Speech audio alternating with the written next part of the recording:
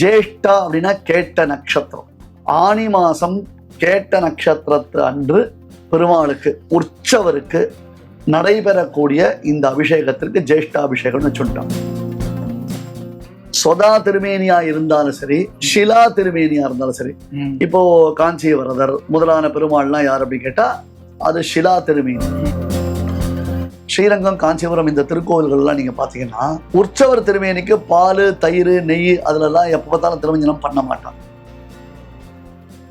ஜேஷ்டா நட்சத்திரத்துல பண்றதுனால அதுக்கு ஜேஷ்டாபிஷேகம் பேரு. இது ஆச்சுன்னா கிட்டத்தட்ட 40 நாளைக்கு பெருமாளுக்கு எங்கேயும் புறப்பாடுதான் கிடையாது, ரெஸ்ட் தான்.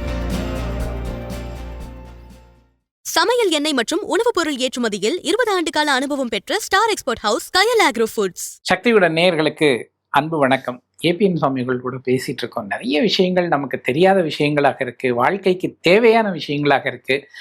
அப்படிப்பட்ட பல விதமான ஞானங்களை நமக்கு இந்த நிகழ்ச்சி மூலம் சுவாமி கொடுத்துட்டு இருக்காரு. அதுக்காக சுவாமிக்கு நம்ம முதல்ல நன்றி சொல்லுவோம். சுவாமி முதல்ல நன்றி. சுவாமி இப்போ ஒரு கேள்வி என்னன்னா, இது ஆனி மாதம், ஜேஷ்ட மாதம் அப்படின்னுட்டு இந்த மாதம் வருகிற பொழுதெல்லாம் ஜேஷ்டாபிஷேகம் அப்படின்னு சொல்லி போட்டிருக்கோம் கேலண்டர்ல.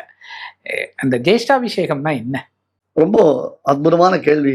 நான் தான் திருப்பி சொல்றேன். இந்த கேள்விகளை நல்ல கேள்விகளா கேட்கும் பொழுதுதான் நம்மால மனம் திறந்து சில உயர்ந்த பதில்களை சொல்ல முடியாது. ஜேஷ்டாபிஷேகம்ன்றது விஷ்ணு ஆலயங்கள்ல முக்கியமா ஸ்ரீரங்கம், காஞ்சிபுரம் இது முதலான திருக்கோவில்கள்ல இந்த ஜேஷ்டாபிஷேகம்ன்றது பிரதானமா வச்சுருக்கான். அது மெயினா பேஸ்ட் ஆன் பாஞ்சராத்திர ஆகமம் அப்படின்றதாகவும் நாம இதை பார்க்கலாம். ஜேஷ்டா அப்படின்னா கேட்ட நட்சத்திரம். ஜேஷ்டான கேட்ட நட்சத்திரம். ஆனி மாசம் கேட்ட நட்சத்திரத்து அன்று பெருமாளுக்கு உற்சவருக்கு நடைபெறக்கூடிய இந்த அபிஷேகத்திற்கு ஜேஷ்டாபிஷேகம்னு சொல்லிட்டான். இது ஸ்ரீரங்கத்துல பிரதானமா, காஞ்சிபுரத்துல ஸ்ரவணம்ன்றதாக அடுத்தது மாறுவது. என்ன அப்படின்னு கேட்டா, நீங்க கோவில்கள்ல முதல்ல மூலவரை பத்தி ஒரு சின்ன சின்ன இன்ஃபர்மேஷன்ஸ் நாம தெரிஞ்சுப்போம். மூலவரை பத்தி நாம தெரிஞ்சுக்கணும்னா சில கோவில்கள்ல மூலவர் சொதா திருமேனின்னு சொல்லுவான். கேள்விப்பட்டிருக்கீங்களான்னு தெரியல. சொதா திருமேனி என்னன்னா சுண்ணாம்பு கலவை அப்படின்னு சொல்லுவாங்க. அது சுண்ணாம்பு மட்டும் இல்லை, சுண்ணாம்புன்னு இல்லை, பல மூலிகைகளை ஒன்றாக்கி அது இப்போ பழனி நவபாஷாணம் நம்ம சொல்லுவோம். பழனி முருகனை நவபாஷாணம் சித்தர் பண்ணி வச்சதுன்னு. அந்த மாதிரி சுவாமியினுடைய திருமேனி, மூலவருடைய திருமேனிய ஒரு பலவிதமான மூலிகைகளை இட்டு சமைத்தல், ஏற்படுத்துதல் அப்படின்றது திருவள்ளூர் வீரராகவன், பாண்டவ தூத பெருமாள், இந்த மாதிரி இருக்கக்கூடிய பெருமாள்லாம் யாருன்னா சொதா திருமேனின்னு சொல்லுவோம். இந்த திருமேனிகளுக்கு தைல காப்புன்றது உண்டு. ஏன்னா அந்த திருமேனியை அப்பப்ப காப்பாற்றணும்.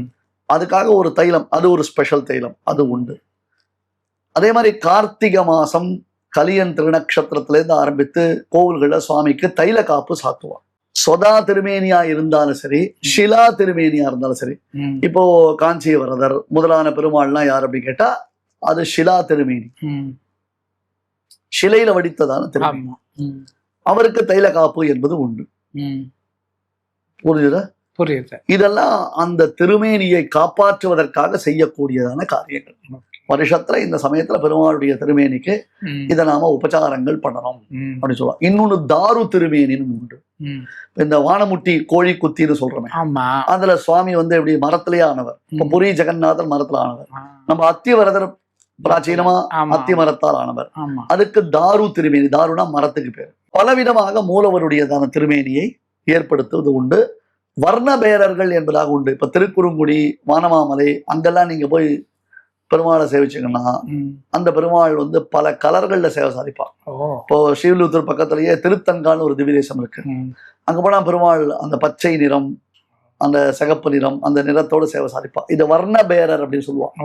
பேரர் அப்படின்றதுக்கு தாத்பரியம் என்ன? பெருமாளுடைய மூர்த்தின்னு அர்த்தம். அது ஷிலா பேரரா, வர்ண பேரரா, தாரு பேரரா, சுதா பேரரா அப்படின்னு சொல்லுவோம். அதே போல உற்சவர் பெருமாள் திருமேனி இருக்குன்னு சொன்னா அந்த உற்சவருக்கு அவருடைய திருமேனில கவச்சங்கள் சாற்றுவார்கள். பெருமாளுக்கு கவச்சம் சாத்துவோம், பொற்கவச்சங்கள் சாற்றப்பட்டிருக்கும். ஆகையால் தான் ஸ்ரீரங்கம், காஞ்சிபுரம் இந்த திருக்கோவில்கள்லாம் நீங்க பாத்தீங்கன்னா உற்சவர் திருமேனிக்கு பால், தயிர், நெய் அதுலலாம் எப்ப பார்த்தாலும் திருமஞ்சனம் பண்ண மாட்டான். அந்த திருமஞ்சனம் பண்றது வழக்கம் இல்லை. ஏன்னா அந்த அது திருமேனியில சேர்க்கும் பொழுது அந்த கவச்சத்தின் வழியா உள்ள போயிடுச்சுன்னா அது உள்ள அப்படியே போய் தங்கிடும். என்ன இருந்தாலும் பால், ஆமா தயிர் அதெல்லாம் போய் தங்கிடும். ஆமா அந்த ஸ்தானத்துல அவர்கள் கலசங்களை ஆவாகனம் பண்ணும் பொழுது சுத்தோதகம்ன்றதாக சுத்தமான தீர்த்தத்தை தான் அதை பெருமாள் திருமேனியில சேர்ப்பான். தென் திசையில இப்ப மன்னார்குடி, அமுதன் அந்த மாதிரி சன்னதிகள்ல போனீங்கன்னா அவ திருவடியில தான் திருமஞ்சனம் பண்ணுவா. திருமேனியில கூட தீர்த்தம் சேர்க்க மாட்டான். ஒவ்வொரு கோவிலும் ஒரு வழக்கம் உண்டு. திருவடி திருமஞ்சனம்னு சொல்லுவா. திருமேனி திருமஞ்சனம் கூட இல்ல, திருமேனியில கூட முழுக்க தீர்த்தம் சேர்க்க மாட்டான். சரியா? அப்ப அந்த உற்சவருடைய திருமேனி அது கவச்சங்களோட நமக்கு சேவையாகும். நாம கவச்சம் இல்லாமல் நாம சேவிக்க முடியாது. முக்கியமான திவ்ய தேசங்கள்ல, மற்ற திவ்ய தேசங்கள் முக்கியம் இல்லைன்னு அர்த்தம் இல்ல, சில திவ்ய தேசங்கள்ல வழக்கம் வச்சிருக்கா கவச்சம் இல்லாமல் முடியும், சேவிக்க முடியும் அப்படின்னு. இப்போ வருஷத்துல ஒரு நாள் மட்டும் அந்த கவச்சத்தை கழட்டுவா உற்சவருக்கு. அதை கழற்றி உள்ள அந்த திருமேனிக்கு உபச்சாரங்கள் பண்ணுவா. இன்கேஸ் ஒரு வருஷம் இந்த கவச்சத்தோட பெருமாள் எழுந்திருக்கார், பெரிய பெரிய புறப்பாடு வாகனங்கள் எல்லாம் போயிட்டு வந்திருக்கார், அதுல ஏதாவது சின்ன சின்ன டேமேஜ் இருந்ததுன்னா அந்த டேமேஜ் அன்னைக்கே அது சரி பண்ணணும். அதனால கார்த்தால கவச்சத்தை அதை கழற்றி அவருக்கு உள்ள திருமஞ்சனம் எல்லாம் விசேஷமா பண்ணி மறுபடியும் அந்த கவச்சத்தை சாற்றுவார்கள். இதற்கு ஜேஷ்டாபிஷேகம்னு பேரு. ஆனால் இந்த கவச்சத்தை கழற்றின பிறகு அந்த உற்சவ திருமேனியை எல்லாராலையும் சேவிக்க முடியாது. யார் உள்ள இருந்து அர்ச்சகர்களாக சுவாமிக்கு கைங்கரியம் பண்றாளோ அவ மட்டும்தான் சேவிக்க முடியும். 7 தர போட்டிருப்பா, உள்ள போவே முடியாது. ஏன்னா பெருமாளுடைய ஸ்வயம் திருமேனி, அந்த ஒரிஜினல் திருமேனி அவ்வளவு முக்கியமானது. வேதாந்த தேசிகன் எவ்வளவு பெரிய ஆச்சாரியன், எவ்வளவு பெரிய ஆச்சாரியன். ஆமா இல்லையா? அவர் வரதராஜ பெருமாள்கிட்ட எவ்வளவு பக்தி கொண்டவர். அவருக்கு இருக்கிற மாதிரி வரதராஜ பெருமாள்கிட்ட யாருக்காவது வருமா?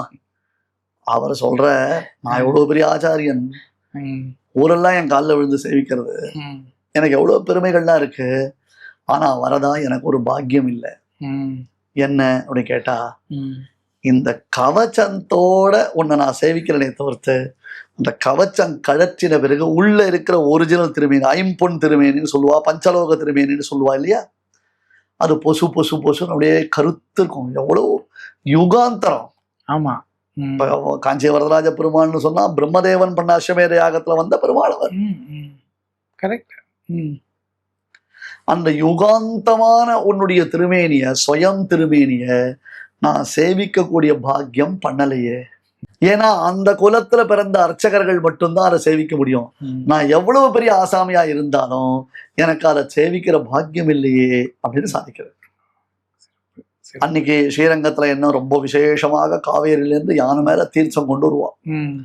பெரிய கோஷ்டியோட பிரம்மாண்டம் பெருமாளுக்கு அப்படியே குடங்கள், வெள்ளி குடங்கள், தங்க குடங்கள் தீர்த்தம் கொண்டு வருவான். ஏன்னா ஜேஷ்டாபிஷேகத்தை அவ்வளோ கிராண்டா பண்ணுவான். வருஷத்துல ஒரு நாள் பெருமாளுக்கு ஸ்வயம் திருமேனியில முழுக்க அந்த திருமஞ்சனெல்லாம் ஆக போகுது அப்படின்றதுக்கோசரம் அந்த தீர்த்தம் கொண்டு வந்து சமர்ப்பிச்ச உடனே கவச்சத்தெல்லாம் களைஞ்சி வச்சுட்ட உடனே அது பொற்கொள்ளர்கள்லாம் ரெடியா இருப்பா. மேபி அதுல ஏதாவது வேலை, நகாச வேலை எதனா பார்க்கணுமா, தட்டணமா போனோமா, எதனா விட்டு போயிருக்கா, அதை விட்டு போயிருக்கா அப்படின்னு இப்பெல்லாம் இன்னும் நிறைய ரெஸ்ட்ரிக்ஷன்ஸாக எடுத்து இப்பெல்லாம் என்னென்னமோ நடக்கிறது எல்லா கோவில்கள்லையும் அது போகிறது. அந்த மாதிரி அதெல்லாம் எடுத்து பார்த்துட்டு இருப்பா.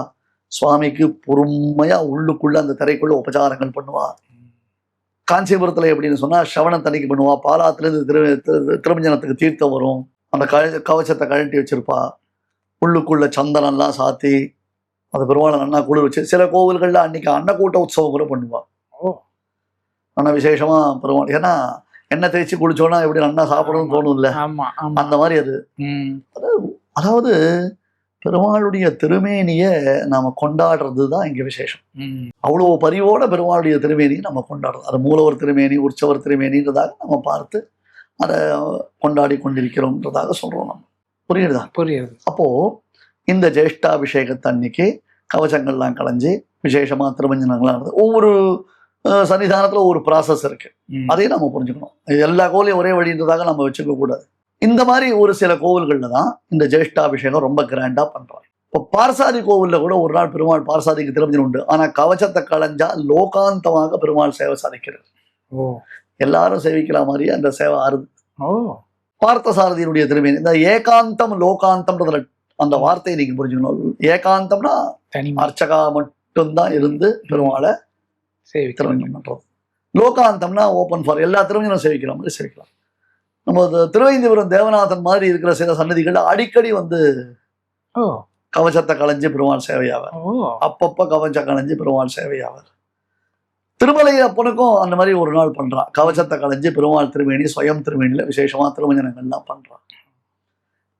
ஜேஷ்டா நட்சத்திரத்துல பண்றதுனால அதுக்கு ஜேஷ்டாபிஷேகன் பேரு. அதே அந்த ஒரு வார்த்தையை தான் நாம என்ன பண்றோம்னா எல்லாத்துக்கும் எல்லா நாள்லயும் இப்ப காஞ்சிபுரத்துல சவணம்னு வந்தாலும் அந்த ஜேஷ்டாபிஷேகம் சொல்றோம். அதை அடியொற்றி வரக்கூடியதான வெள்ளிக்கிழமை தாயாருக்கு ஜேஷ்டாபிஷேகம்னு சொல்லுவா. ஓகே. இது ஆச்சுன்னா கிட்டத்தட்ட 40 நாளைக்கு பெருமாளுக்கு எங்கேயும் புறப்பாடு தான் கிடையாது, ரெஸ்ட் தான். ஓ சரிதான். சில சமயம் இது நடுவுல சில உற்சவங்கள் வரும். இந்த நட்சத்திரங்கள் முன்ன பின்ன மாறித்துனா இந்த நம்ம பெரியாழ்வார் உற்சவம், அப்புறம் ஆளவந்தாருடைய உற்சவம், இந்த மாதிரி சில உற்சவங்கள் வரும். பட் ஃபார் தட் எப்படின்னா ஜேஷ்டாபிஷேகம் ஆயிடுத்துனா பெருமாளுக்கு பெரிய புறப்பாடு கிடையாது, பெரிய உற்சவம் அப்படின்றது கிடையாது.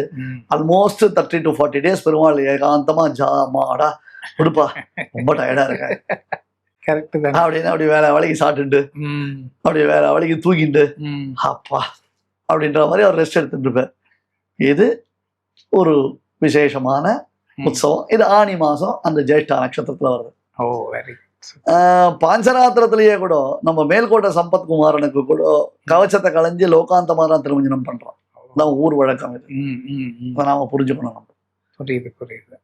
காஞ்சிபுரத்துல, ஸ்ரீரங்கத்துல, எனக்கு தெரிஞ்ச திருவள்ளூர்ல, இந்த மாதிரி பிரதானமான திவ்யதேசங்கள்ல கவச்சம் களைஞ்ச பெருமாளுடைய ஸ்வயம் திருமேனிய நாம சேவிக்க முடியாது. புரியுது. தேசிகனே சேவிக்க முடியலன்னா நமக்கு என்ன அப்படி நம்ம நினைந்திருந்தே சிரமம் தீர்ந்தேன் இப்படியே நினைச்சுன்னு உட்கார்ந்து இருக்க வேண்டியதுதான். சிறப்பு சிறப்பு, அற்புதம் அற்புதம். ஏன்னா ரொம்ப காலமா அந்த ஜேஷ்டாபிஷேகம்னு பார்க்கும்போதெல்லாம் இது என்ன அப்படின்னு தெரிஞ்சுக்கணும் அப்படின்றது ஒரு ஆர்வம் இருந்தது. அதுக்கு இன்னைக்கு ரொம்ப பர்ஃபெக்டான நீங்கள் ஒரு ஆன்சர் கொடுத்துருக்கீங்க. நேர்களே, இந்த எபிசோடு உங்களுக்கு ரொம்ப பிடிச்சிருக்குன்னு நினைக்கிறேன், ரொம்ப பயனுள்ளதாக இருக்கும்னு நினைக்கிறேன். சென்னையில் இருக்கிறவங்களுக்கு பார்த்தசாரதி பெருமாள் எப்போ அந்த மாதிரி தரிசனம் கொடுக்குறாருங்கிற தேதியை குறிப்பிட்டு நான் இந்த வீடியோலேயே நான் உங்களுக்கு தெரிய வைக்க முயற்சி பண்ணுறேன். வாய்ப்பு இருக்கிறவங்க போய் தரிசனம் பண்ணுங்க. இதெல்லாம் சொல்கிறதுக்கு காரணமே அதுதான். போகணும், தரிசனம் பண்ணணும், சுவாமி அன்னைக்கு நினைக்கணும், அவ்வளோதான். அதுதான் அதோட பர்பஸ்ஸு. சுவாமி ரொம்ப அழகாக சொல்லியிருக்கீங்க. ரொம்ப நன்றி. ஜெயகருட சுப்பர்ணா. ஜெயகருட சுப்பர்ணா. 20 ஆண்டுகளாக உலக நாடுகளுக்கு உயர்தர சமையல் எண்ணெய் மற்றும் உணவுப் பொருட்கள் ஏற்றுமதியில் இந்திய அரசின் ஸ்டார் எக்ஸ்போர்ட் ஹவுஸ் அங்கீகாரம் பெற்ற கயல் ஆக்ரோ ஃபுட்ஸ்.